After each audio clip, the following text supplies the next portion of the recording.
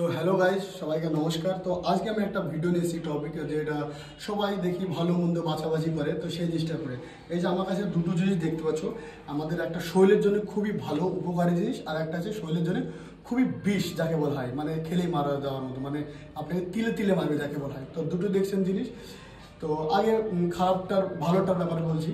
এই যে আমাদের শরীরে যে ওয়ে প্রোটিন ইউজ করা হয়, এই যে ওয়ে প্রোটিনটা হচ্ছে আমাদের ইউজ করা হয়, এটা আমাদের শরীরের পক্ষে খুব ভালো।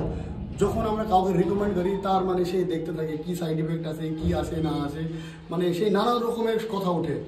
আর এই যে এই জিনিসটা সিগারেট, আপনি সবাই জানেন, এটাকে মার্কেটে সবাই চিনেন, ঠিক আছে, দেখতে পাচ্ছেন। তো এটা কোনো সময় ভাবে না যে এটা কি ভালো কি খারাপ, ঠিক আছে। এই যে এখানে লেখাও আছে, ঠিক আছে, তামাকু ইউজ করে দেন, আপনাদের বাংলাদেশে তামাকু ইউজ করে দেন, অল্প বয়সে মানুষ মারা যায়।